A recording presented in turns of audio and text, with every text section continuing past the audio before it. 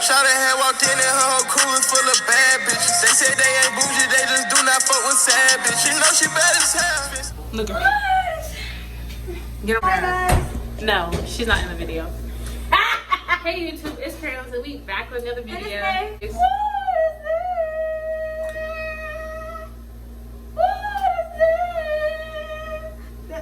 like that song. I like it. You haven't hit the notes right. Why are you telling her to do your makeup? Cause I don't want her to do my makeup. Oh, she look different. So, I'm getting the sew-in. No, Don't even try to be funny. Cause it's not. That's her hairstyle. It's her. This ain't even getting real. This I hate you. I hate you. No, there's no toxic. See? That's why I ain't gonna get in the video. Cause you always talking shit. That's how a soldier act. Whoa. Beat. I swear. Anyway. Hey YouTube, it's Karen, so we back with another video. So today I'm gonna be telling y'all my basic training experience. And right now I'm over here arguing with this.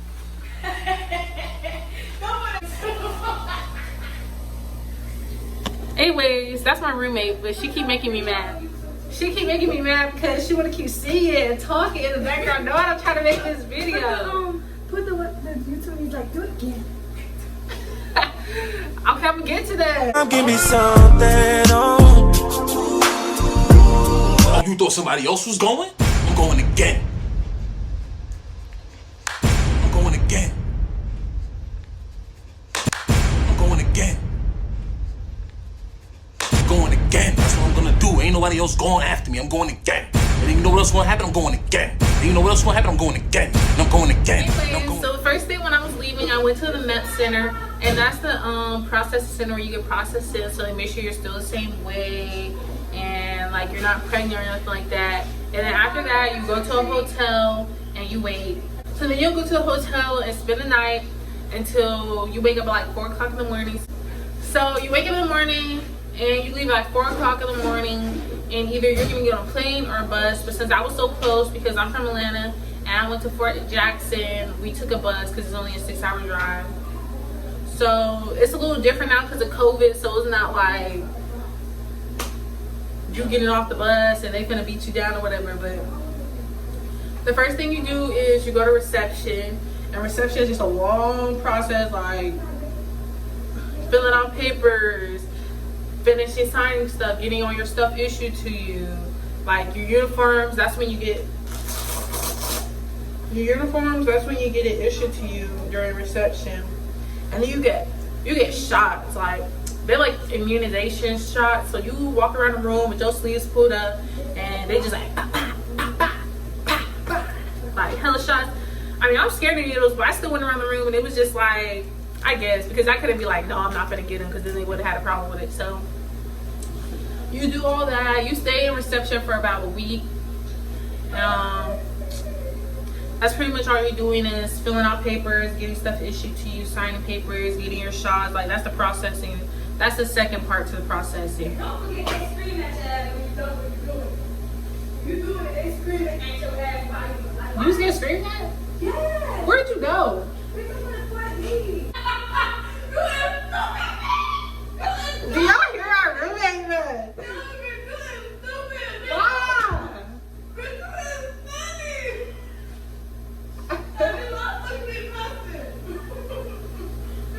She is, no. You'll meet some good people here. Like, my roommate pisses me the fuck off every single day, but I wouldn't want to trade her. So now, like with COVID, and you haven't hit red face yet, they can't really get in your face, but they are yelling. They coming over the speakers early in the morning. Get the fuck up, get downstairs, you got 5 seconds.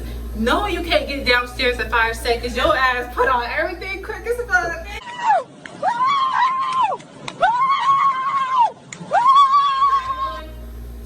Right. I mean, okay, let me not say you can't make it in 5 seconds, but if you make it in 5 seconds, that means you was already ready. Like, after day 3 of them yelling at us, we was just sleeping in our shit at that point. So, yeah, you don't get no sleep when you get there. It's like 2 days without sleep. So you walking around formation like a fucking zombie. They yelling at you, why you moving so slow? Wake the fuck up. And you had no sleep, so what the fuck you supposed to do? Anyways, so then when you finally do get some sleep, then they're gonna be like, you still waking up early, so not a lot of sleep. Like, you never get a lot of sleep during basic training. During basic training, you're gonna be tired as fuck. Okay, after that, we got on a bus to go to our areas, whatever, like our companies. When we first got to off the buses to get to our companies, we had to carry all our shit. So you had two big ass green duffel bags, one in your bag, either you're holding the other one in your arm or one in the front, and you gotta walk. Well, it depends where they drop you off at, but we had to walk a good little minute. And before we even got there, people was passing out or heat catting. They call it a heat cat because you get hot and right. You dehydrated, your body just can't handle the heat and the pressure you're under, so you just start passing out. So the first day, this girl didn't even pass out. She was just being dramatic. She gonna do this. For real. And then she just gonna sit there and look. And everybody was like, man down, man down. And the drill sergeant came over, she was just sitting there and she's like, get the fuck up. And everybody's like, this bitch over here playing this shit, and we over here like scared because we thought she was like passed out or whatever. So we was all running around, man down, somebody down. So that's what you gotta do. You gotta call man down and somebody go down. So we finished, we get there. We gotta first we went to that was like an LPA. Did y'all eat outside?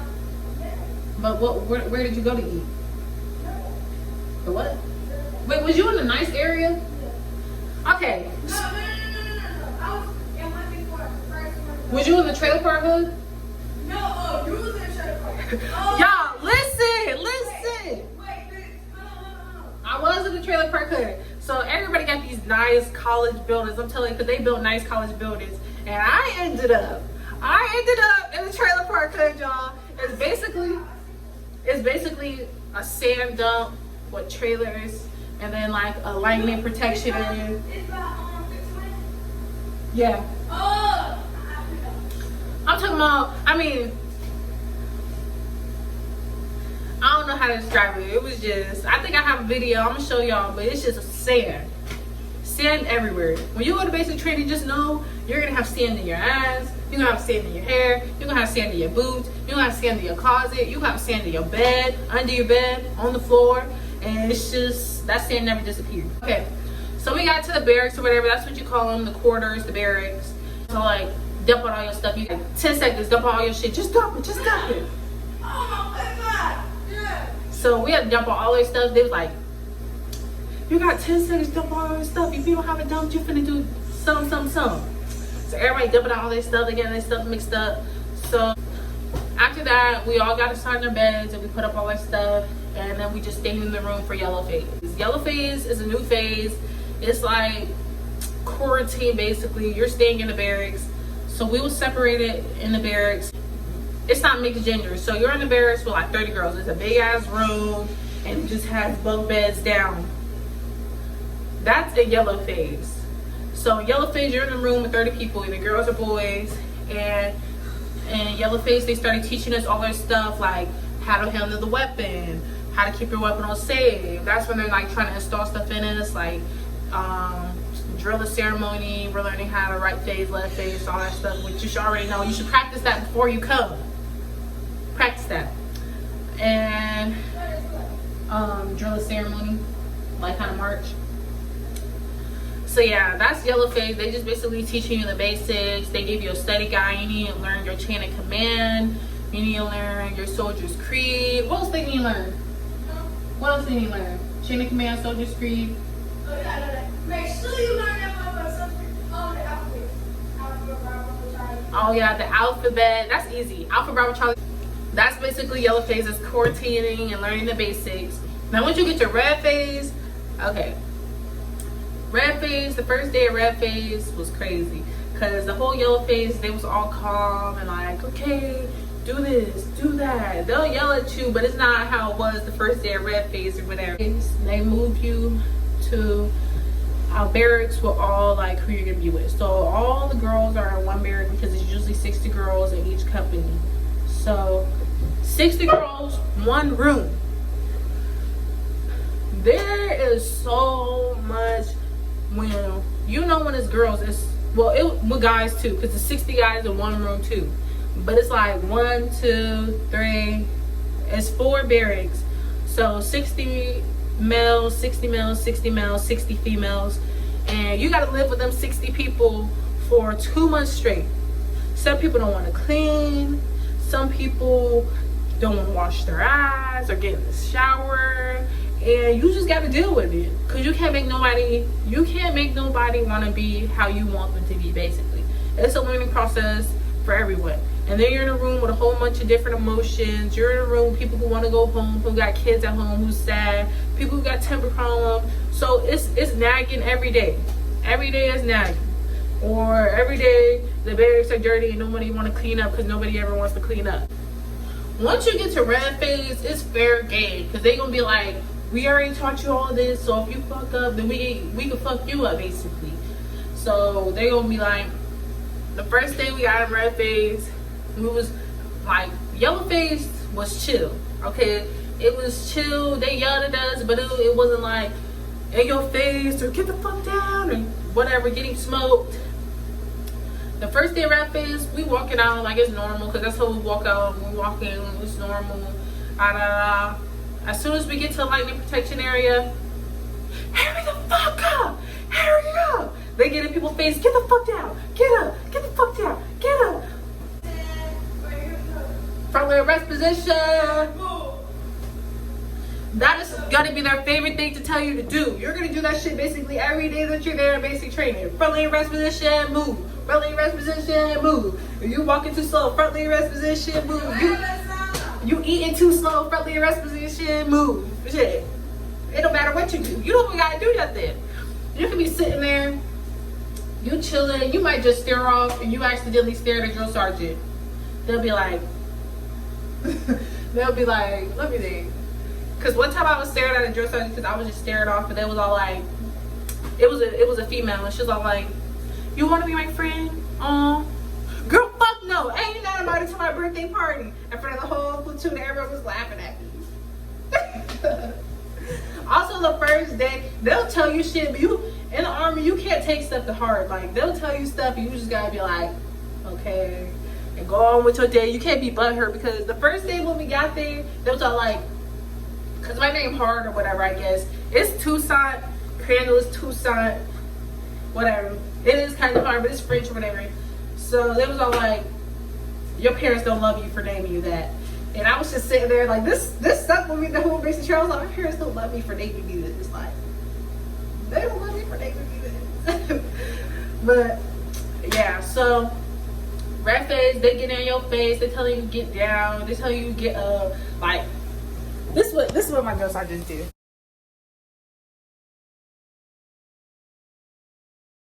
Sag in the middle, arch your back. Sag in the middle, arch your back. Sag in your middle, down. Okay. And red phase, they're basically instilling discipline. So you're gonna get smoked a lot. You're gonna be getting in trouble a lot. They're gonna be correcting you on everything you do, because they want you to get right. They want you to get in the mindset that you're supposed to be on your P's and Q's 24/7. You'll do stuff like obstacle courses. We did Fit to Win, I think, like the first day we went in red phase. Fit to Win is like a long obstacle courses. You're basically like, it's not long, it's actually fun, because the whole point of these obstacle courses and stuff is team building and installing leadership and getting out of your comfort zone to do stuff on your own. Like, I'm afraid of heights. I had to jump off of stuff. Whew. So the first obstacle is like Fit to Win. You're basically jumping over like small walls. They about like right here. You jumping over them. Some like up here, some down here.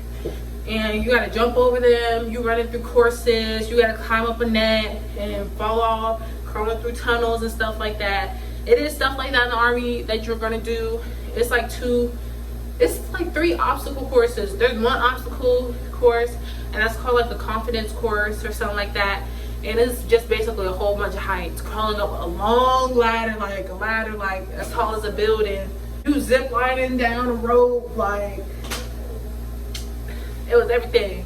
I mean, those are the things that really get you together with your team and your company, because those events were fun. Even when you're tired or you're hurting or you're sore and you have your team cheering you on to keep pushing or keep going, that's the point of those, is to install teamwork, to push yourself, and to get in that mindset that you can do it even when you think you can't.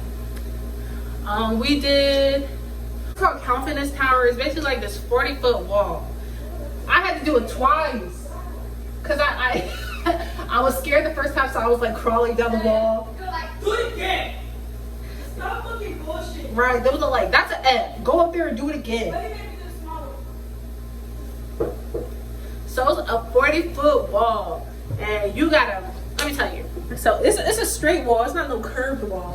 So they'll tell you to get on, and you have a rope, and you gotta leverage yourself down. So you're basically leaning like this, straight out over it. They tell you to look back, look at the ground. So you like, it's not like, oh, I'm just not gonna look at the ground the whole time I'm over there. No, they tell you to turn around, look where you're finna go, and you don't crawl down the wall. You jump. So it's like, it's supposed to be 2 or 3 jumps. The first time I went down, I was like, that's an F. Go do it again and make bigger jumps. So I went up again. I was scared because I'm afraid of heights. And after the first time, I was scared, and the second time I actually did it right. But it's not as bad because you have to trust your equipment and know that you're not gonna just be falling in midair or something like that. It's not like that. Like, they're gonna keep you secure. Basically, Red Phase is confidence courses, team building, stuff to get rid of your height. They're installing discipline. They're drilling you every day. You wake you up early every day. You wake up early every day in basic training. You work out every morning, and it's not, listen, the working out isn't hard. It's not the exercising that's hard. It's the rucking. Now I'm gonna get to the rucking in just a second because I'm gonna show y'all. Okay, this is what you wear. It's not that heavy, it's a vest. You carry your ammo in.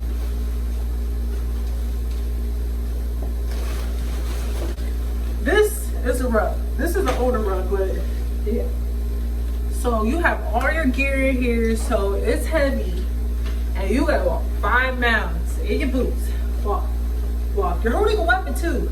So you're walking, your back hurting, scoliosis is giving out on you, your feet giving out on you, your knees is crying, and you walking through rocks, sand, turf, whatever, a street. So once you get through with that, you do an outside event. Well, overnight, basically you stay out in the field and you're practicing battle drills, you're learning medical, you're learning how to secure your area and stuff like that. So that was the first one. Once you pass that one, you go to blue phase. The whole blue phase, you're at the range. You were just shooting every day. Now people, it's fun. It's fun to go to the range and learn how to shoot. But you're at the range every single day. Who's out at the range every single day? And they're basically installing you, keep your weapon on safe. Don't point it at nobody. Don't, like, you're not supposed to be moving back and forth, down range, how to shoot your targets, where to shoot your targets at. And one time, this was an accident, but I was like trying to get, what was I trying to get? I forgot to take my camelback off. So when I was shooting, it was shooting wrong. I couldn't get my arm in the right position to line it up with the target, so I had to get up and take my camelback on. So I turned my weapon this way. Like, I had pointed at another battle buddy. And what they do, if you do that, they'll take your weapon. You get in trouble, you're gonna get smoked. They'll tell you to get off the range. So I was getting yelled at, I was getting cussed at. It was like, you wanna kill your battle buddies? You wanna shoot your battle buddies in the head? Da da da da da. And I was like, it makes you feel bad because they're right. Like, you're not supposed to be sitting here. Like, you're supposed to take precaution because my weapon wasn't loaded, but say if it was loaded, then I pointed my weapon at my other battle buddy and it's a loaded weapon, I could have shot them. So it is a point to them telling you what is wrong and what's right. And yeah, they're gonna get on your nerve. They're gonna get on your nerve.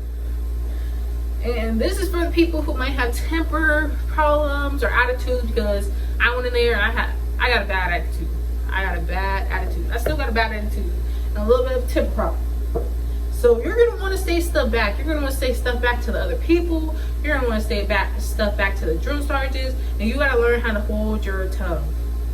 Because if you're gonna sit there and talk back, just know you can't do anything. You can't fight, and they're gonna shut you up because you're gonna do whatever they tell you to do. If they tell you to go jump, you're gonna jump. If they tell you to go low crawl in the sand, you're gonna go low crawl in the sand. Literally. But you're on your own, like, this is your career. If you sign up for the Army, this is your career, so do it for you. It's not all bad when you're in the barracks with them, because me and my barracks argued since the day I got in there to about 3 weeks before we was finna graduate. And we was all like, we shouldn't be fighting because we're finna graduate, so we all might as well just, like, you know, be good together. So at night we started doing cadences together and bonding and doing dancing or teaching each other stuff about ourselves, because everybody has different personalities. Everybody's from all across the world, so there's a whole bunch of different mindsets and stuff in one room, different opinions. So you got to be open to meeting new people and how they think and how they live. Like, the Army, you're gonna meet some weird people. Weird. You think you know weird people? No. The Army, you're gonna meet some weird people. And you're just gonna be like, once you start going to the range every day, you gotta complete, there's 2 tests at the end. One with iron sights and one with an optic. For me, I'm not gonna say it was hard, but it was so what I was having issues with was zeroing my weapon. So when you zero your weapon, you gotta keep a steady hand, like even when it kick back, you gotta be able to go back to the same position and still shoot at the target in the same spot. It's not like when you're at the range and you're just popping off rounds and you can shoot all over the paper. You gotta shoot in the same area each time in a circle about this big. So that's zeroing your weapon. So that was the issue. That was the part I was having issues with, was zero my weapon. Mostly it was because of my breathing, or like, you get used to the noise. Once you go to the range so many times, you shoot every day, your ears are through. I can still hear it, but I'd be like, huh? What'd you say? Speak up. Because zeroing your weapon will set you up for the test at the end. The iron sights test is the old test. So I don't think that they're going to be doing that anymore. We was one of the companies who just started the new test for shooting. So I don't know, it depends where you go. I was at Fort Jackson for my basic training. So the iron sights test wasn't that hard. Basically, I think you're the prone and unsupported. Yeah, the prone and unsupported. So supported is when you have the sandbag. Unsupported is basically when you're just up on your elbows. But those aren't, it's not as bad as it could be. So you basically got to make 21 out of 40. And the first time I didn't make 21 out of 40. I made like 17 out of 40. But when I went again, I made 31 out of 40. So I'm a sharpshooter. Because on the new quad too, they went by our new quad thing. On the new quad, I made 31 out of 42. And that's more changing positions. You got to go from standing, you shoot 1 round standing. So you get 1 round for each target. It's not like you're shooting a whole bunch of rounds at one target multiple times. You got to hit it with 1 round. So you shoot 1 standing up, 5 supported, 5 unsupported, 5 kneeling, unsupported, 5 standing supported, and I think 5 kneeling supported again. I'm not sure about that last one, but I shoot best when I'm kneeling. So one of the things I did was I waited, like I saved my rounds, or if I knew I wasn't finna hit the target, because it's different distances. It's not just one target popping up in the same area. They're popping up on different sides and in the back, far away, 300 meters, up close. So you got to pay attention.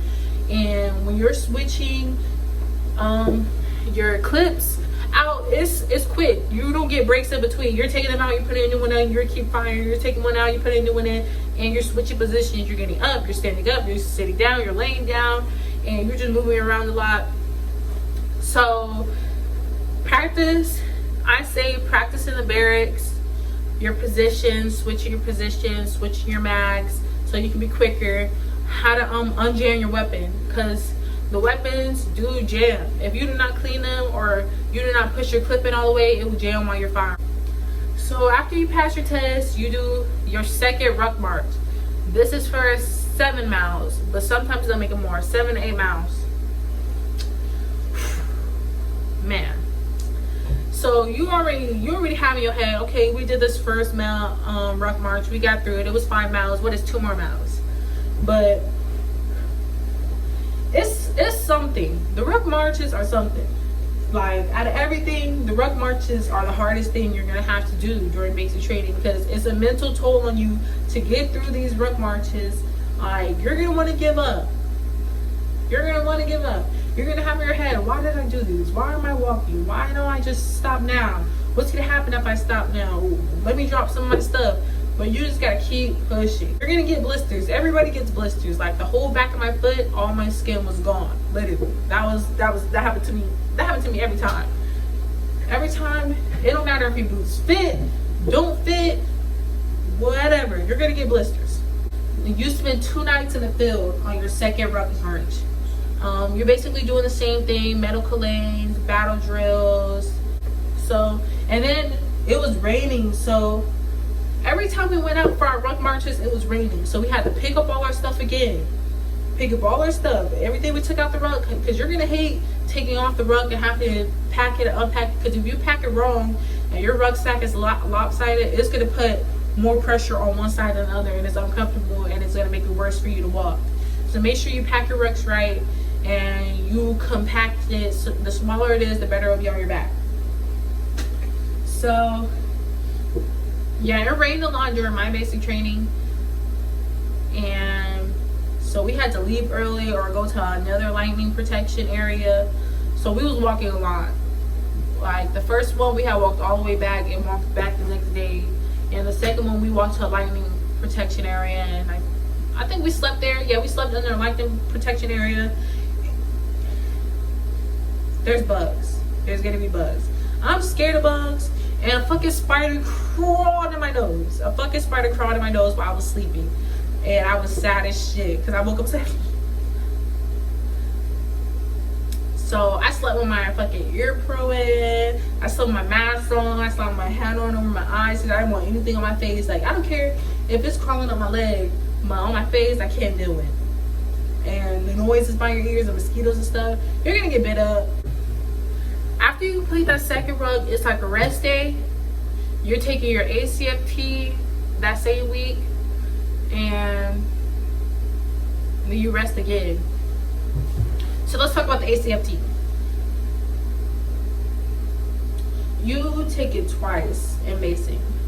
One is like the practice test, and the other one is like the final one. The ACFT is a deadlift. The first one is a deadlift, then the ball throw, then push-ups, sprint dry carry, leg tuck, and a 2-mile run. The first time I didn't pass, but it was because of the leg tuck. I'm gonna tell you now, the leg tuck is the #1 field event in the whole ACFT. So I suggest you practice crunches. If you have an issue with bending your arms in a pull-up, do slow push-ups.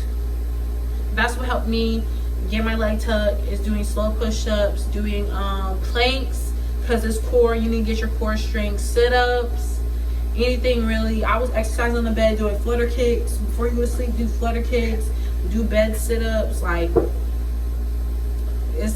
you can find ways to exercise inside your barracks, because it's your job to exercise. You exercise in the morning, but It's your job, if you're struggling with something, to work on your own time. Even if you think you don't have time, and then 5 minutes you finally get a break, do some push-ups. Like, you gotta be disciplined enough to know what you need to get done. So after you finish your ACFT, you get another rest time. So the 7-mile ruck and the last ruck is like a week apart. Now, this last ruck, I'm gonna tell you, it's called the Forge. Like, I still have flashbacks about this ruck. This ruck was something serious. This is why I say you need a reason why. We walked over 40 miles. We walked over 40 miles with that fucking ruck on our back and a weapon in our hand. Day, night, day again, night again. You're walking for hours. You're walking miles. You're not stopped. When you stop to take breaks, okay, a 5-minute break, a 10-minute break, you're back up, you got blisters, you're crying, you gotta keep walking because it's a pace you have to keep up with. So you're walking 10 miles, 5 miles, whatever. You don't sleep the first night at all either, and you're alert because you have to be alert with things while you're doing this. So you're sleepwalking with your weapon, with this heavy ruck on your back. You're walking 10 miles. So the first thing is like 10 miles. You get to your location, you set your rucksack down, you're pulling security, and then you start with the drills. Now, the Forge is a little different from the other ones because you have to be more on your game at the Forge than you've been the whole time. It's like everything you're doing is building up for this one event because you have to put your all in this one event. So you're gonna do things like battle drills, but you're gonna be with shooting blanks. They're gonna be throwing smoke grenades. It's gonna be gun sounds in the back. Gunshots in the back. They're gonna be shooting tracker bullets, or the sound effect for it. And you gotta know when to say incoming and get down on the ground. Like, you're just basically alert. It's basically like, I guess, a war scenario. If something breaks out and you're getting shot at or you're getting grenades thrown at you, you got to know where to run, where to go, how quick to get up, how quick to pack your stuff up. The main thing you got to always keep on you is your weapon. Never leave your weapon. And this is for a whole basic training. Never leave your weapon because they will make you pay for it. Your weapon is your life. Literally. So you're doing events outside, you're doing scenarios of like, our scenarios like, who's walking through the woods and this man ran out of nowhere, he had blood on his face. So I was the team leader, y'all, and I messed up because I was thinking like, I guess the army's supposed to help people, but no. So he runs out the woods, he has blood on him, he's speaking in French. And some people in my group knew what he was saying because they spoke French too. And I guess he was saying, help me, my wife, da da da. And I was like, let's just go help him real quick. We can get off mission for a little bit. And he led us into an ambush. So I basically got half of my team killed. And it just didn't end. I think the first night is when we did, I forgot what it's called, but if I remember, I'll put it up on the screen. It's basically like a football field and you're low crawling. If you don't know what low crawling is, you put your head on the ground, you're holding your weapon, you can't let your barrel touch the ground, so you're holding your weapon. It's like, damn, how you doing? So your weapon is sitting on this part of your hand and you gotta put your head in the dirt and crawl. And it might seem easy, but your neck and like the pressure you're going to be pulling on and holding your weapon, it's a lot. You're gonna get tired and want to stop, and you crawl basically a football field worth of like, it's about the size of a football field or a little more, and there's rounds going over your head, so you have to stay low, or you're low crawling under some barbed wire, but there's rounds going over your head, there's grenades going off on the sides or in areas that you can't be by. So now you're doing that with no sleep. So you're crawling through this field, you're like, oh shit, I can't get up, I can't stand up, I gotta keep going because you have to finish, basically. and you crawl through that field, and it's satisfying to complete your vid. You're still doing drills, you're still doing stuff. I think we left early. I can't really remember. That's why I'm like, how many days did we stay out there? Because it's supposed to be 3 nights, 4 days, but the weather was messed up. Like a hurricane was coming or something like that. So we compact everything in like 2 days. We compact everything in like 2 days. So I'm getting tired, y'all, because I don't know how long I've been talking. The next night, that's the night. That night, yeah, I'm gonna say that's the hardest night, because that's when everything sets in. Like once you sit around for a little bit, and you know how when you're first doing it and the pain's not there, and when you sit down and you're like thinking, and then you realize that the pain is there, you feel everything. So we had to walk back, but on the way back we had stuff to do. We had to go night shooting, so we went to the range. We were still tired. Like you barely get any sleep, maybe 2 hours, 3 hours, 4 hours of sleep the whole time you're out there in the field. So we were walking, we walked all the way back. So that was 10 miles back too. Between, so going there was 10 miles, coming back was 10 miles, and the in between was like the 5 miles to point A to point B, or we gotta go here, so let's walk another 5 miles and stuff like that. On the way back, it was 10 more miles. We already knew we had to walk 10 miles back, so you're like dragging along like this is finna be forever. So we had to go night shooting. We was asleep, literally. I was sitting there and I was waiting to go because you take turns, and I was asleep. Then I got up and I was shooting at the targets, but then my weapon started jamming, so I'm sitting over there like, and it would not stop jamming. I don't know, I guess it was probably the clip. After I thought about it, I was like, I probably didn't push the clip in all the way because it was jamming way too much. So I don't know. So I shot like 2 rounds. And then you get up, you go wait for everybody to finish shooting, and you start walking again. Then this is the whole hardest part of the ruck, is the supply carry. It's 2 supply carries. One where they make you carry all your food and water for the next days. So your platoon has to carry their own food and their own water. Big water jugs, heavy, like 5 gallon. I don't know how much gallons, probably 5-10 gallons of water. You gotta pass them around your whole platoon. They're heavy. You have the ruck on, you have your weapon, and you have boxes of food. You got boxes of, you got the water container, water jugs, and you gotta make it. That one, I would say, was worse than the second supply carry. The second supply carry, you're carrying ammo. You're carrying an ammo box. The ammo box is big. 4 people have to be on it. You're carrying like fake dead body, but it weighs as much as a human, like 140. Like you're tired. You got your rucksack on. You got your weapon around your neck. Your weapon, it might not seem heavy at first, but it's heavy when it's on your neck and you got the ruck, so it's like pulling back and forth. You're carrying a person, or you're carrying the box, or you're carrying ammo, and you gotta keep pushing. So you carry that down about, I'm saying, a mile or 2, and you drop it off so that you pick it up, and then you gotta walk all the way back to the barracks. That's the forge. 40-mile walking, 40 miles, medical lanes, battle drills, like attack scenarios. You're doing night shooting. You're walking and walking and walking. You're crawling through a long field, and we didn't know this was gonna happen before we started that crawl through the football field type thing. But you like, it's like an obstacle course before that. But this obstacle course was hard. I don't know if it's because we was tired or what, but you're running down these long trails. Then you got to jump over these walls, and these walls were a nice size.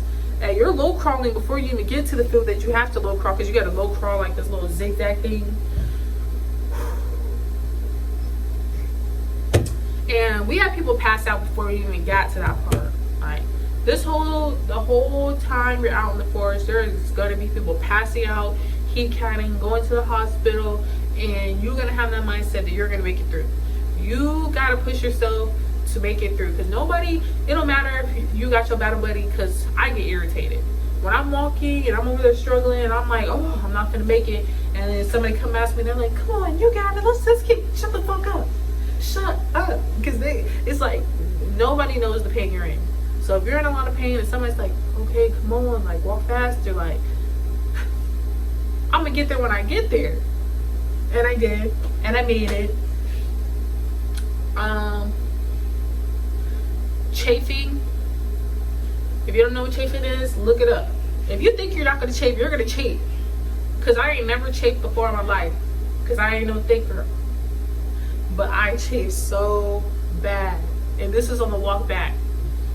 I couldn't, like, I was walking like a fucking stick. I was like, oh.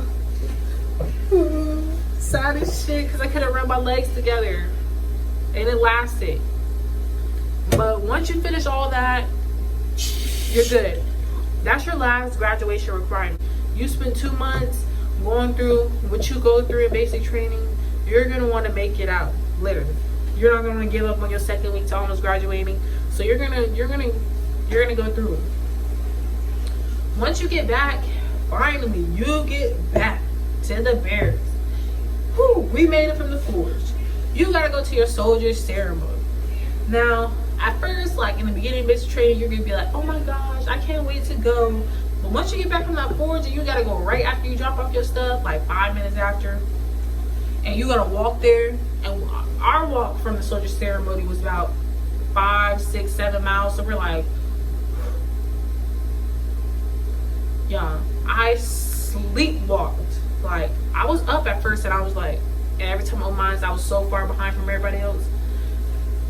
But I fell asleep while walking, literally. Like, I don't know how I did it and how I stayed with the group, but I stayed asleep while walking.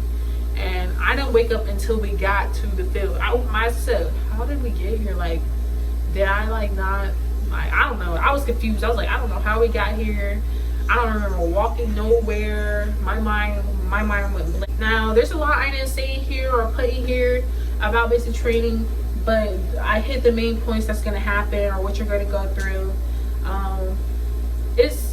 It's not all bad. It's not.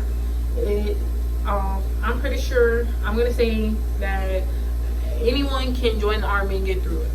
There was people all types of sizes. I don't know, I guess I'm gonna rename this because it wasn't really my basic training experience. It's more what you're gonna go through during basic training. Graduation day was a good day, y'all. It was a good day. We had like graduation day. Well, before graduation day is battle buddy day, and like we got to go out and eat and be on our phones and stuff. That was the first time we got that long period of time with our phones. You will get phone calls, 5-minute phone calls, maybe 10-minute phone calls. You can check your social media. You gotta learn how to double task. I made calls, check my social media, and texted people back all in 5 minutes. Like, you gotta learn. That concludes this video. Make sure you continue watching and subscribe.